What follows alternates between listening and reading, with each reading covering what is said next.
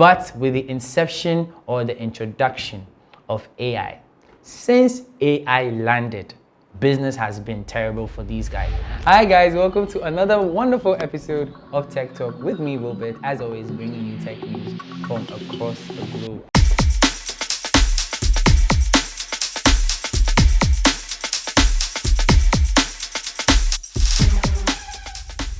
So guys, for our first story, we are talking cybersecurity, and this is quite big, trust me. So the International Monetary Fund just some time ago now said it was continuing to investigate a cybersecurity incident first detected on February 16th, but stressed that the email accounts of its top managers were not affected. A spokesperson for the global lender said 11 IMF email accounts had been compromised in the incident, but they did not include those of IMF Managing Director Kristalina Georgieva or other top officials. All email accounts have since been re-secured, the IMF said in a statement.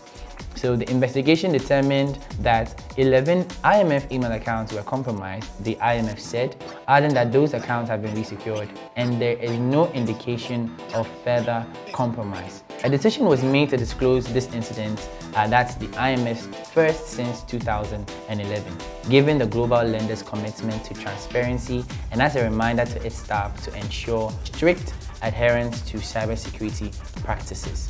So yes, this is to just admonish us, or let me say advise us, that cybersecurity is a huge thing to consider, right? You should know that hackers are on the rampage and they will do anything for your data.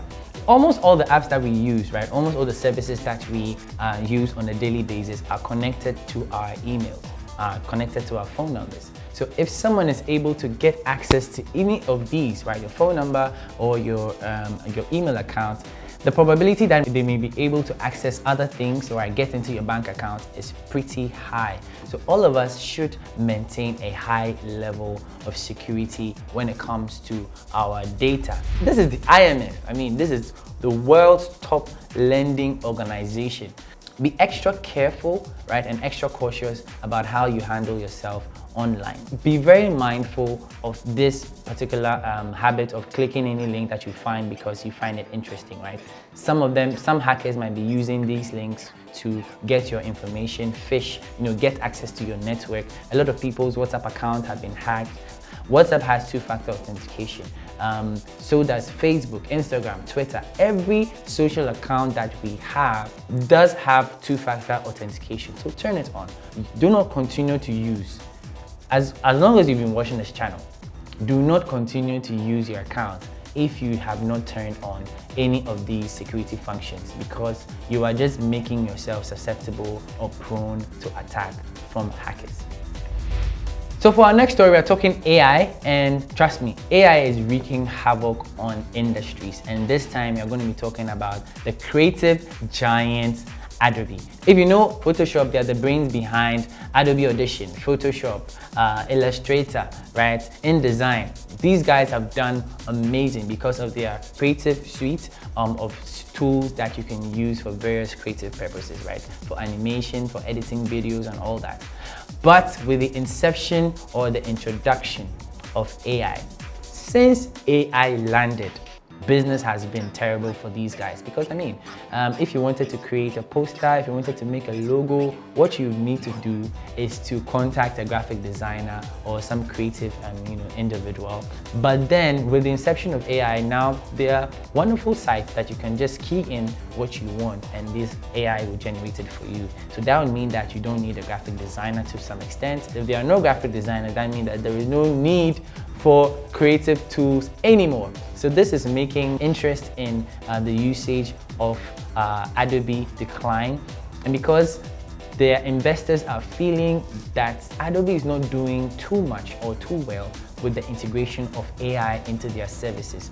If care is not taken, they will just be swept out of the market, and this is quite dangerous for Adobe. So this is the shocker, right? Adobe shares have fallen by 12%.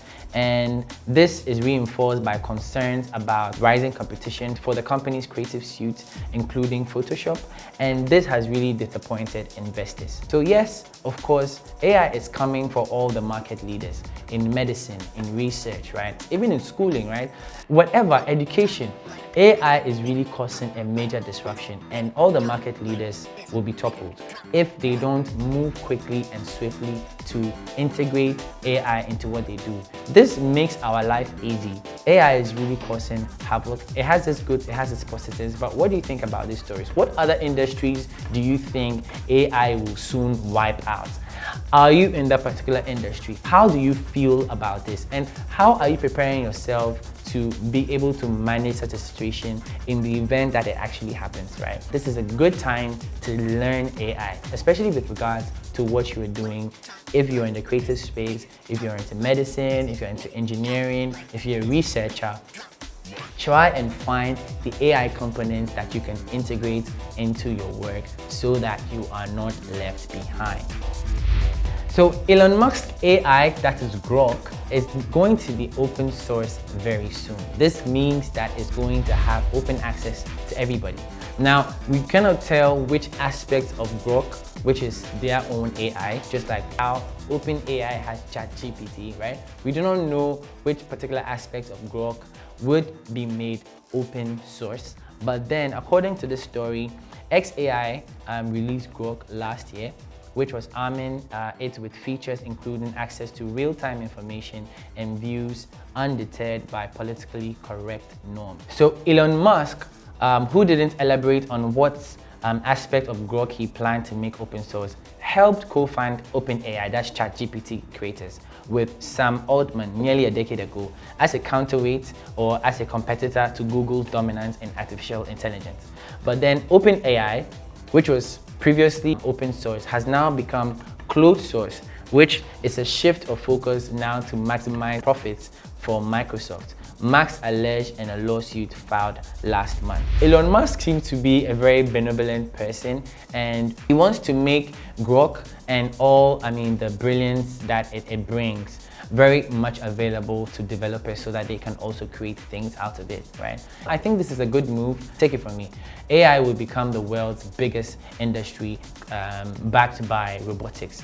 Who knows what all the other brilliant minds across the world can add to Grok to further enhance its usage and probably even make it more better than its competitors like Sora and ChatGPT. I want to hear from the developers especially. How do you feel about the story? Would you readily jump onto it if it's released? So all too soon we've come to the end of this episode, but wait. We're going to be back again with more interesting stories, I bet you. So like, share, comment, subscribe, turn on the post notification button so that immediately we drop a new video, you get notified, and we want you to rush in here and watch it till the end. Until next time, it's me, Wilbert, as always bringing you tech news from across the globe. Peace.